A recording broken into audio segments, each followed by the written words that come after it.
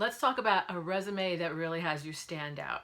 I've been asking women in Lean In groups and Elevate, what are the things that you most want to talk about with respect to taking your career to the next level? And what I've heard is, tell me about how to make a great resume and cover letter.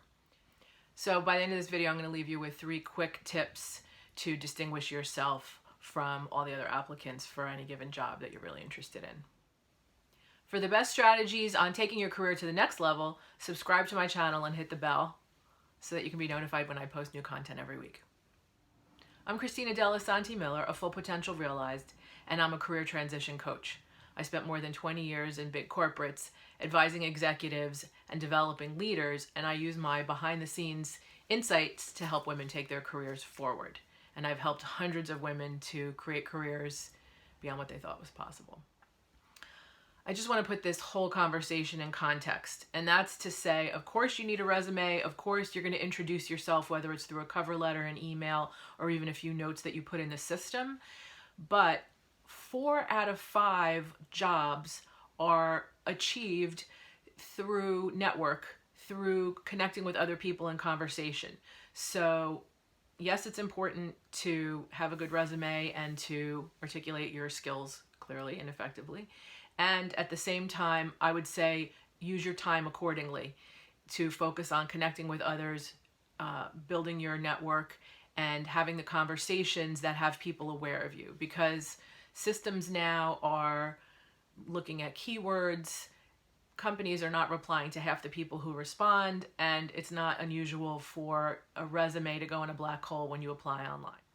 So given that, first tip for a great resume is one that uses the keywords that are in the job description. So once you have your resume ready and you're looking at a particular job description, you want to have the exact same keywords that are in the job requirements and skills represented the same way. Because again, it's a computer and it's looking for keywords, so if you want to have a match, you need the words to match. Second thing is, and I know we know this, but I've seen so many resumes that don't do this, so it's always good to give one more scan once your resume is complete and say, for every bullet, what did I accomplish? Am I giving a job description or am I describing something that was accomplished? And if it's just a description of what I was doing, then ask yourself, so what? So what that I did this? So how did that impact the business? How did that impact my team? How did that impact the client? Third way to distinguish yourself using your resume is to make sure you have some good resume candy. And what do I mean by resume candy? Resume candy is when I had a stack of resumes and I was looking through and thinking, okay, what's gonna stand out and have the person who's filling the job look and say, all right, I want to talk to this person. Resume candy is something that illustrates that you have unique and interesting qualifications for the role. You may have heard me tell this story. I love this one. When I had my not-for-profit Athena Collaborative group, I had one woman in the program who wanted to become a trader, and she's like, I don't know, I don't have anything interesting. And I was like, all right, well, tell me a little bit about what you do for fun, or tell me about you. And she said, well, I'm an EMT. And I was like, excuse me? And she was like, yeah. So part of this is knowing the profile for the role and what are the key attributes of people who are deemed to be great in a role. So she wanted to be a trader. She had the perfect resume candy. An EMT has to make quick decisions with not enough information. They are under high pressure situations with big implications or consequences depending on if it works out or it doesn't work out. Somebody who has that much practice with grace under pressure, life and death circumstances, is beautiful experience and muscle memory for what a trader needs. So part of it is understanding the role that you want to go into and what does that profile look like, and what it could be in your professional or your hobbies, or it could be just personal experiences that you've had that show you as somebody who exhibits those attributes and maybe has some good depth in that area. Let's go back to what I was saying before about spending the majority of your time connecting with others and having conversations. One resource I would really recommend is this book that I love, Designing Your Life. And it's written by these 2 Stanford professors who teach design, and they apply design concepts to designing your career and designing a happy life. It's great.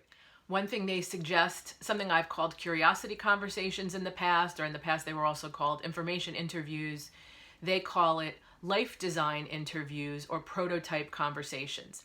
And their idea is that when you have ideas about ways you might want to move forward with your career, before you jump in, you go and have conversations with people who are in the role, and you also design experiences that put you having experiences similar to the role. So those kinds of conversations are called these prototyping life design interviews.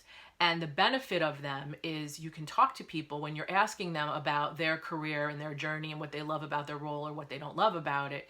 And it's a way to network with people you don't know, understand a little bit about them. And it's not direct job seeking, but I think in many ways it's more effective. And they attest to that.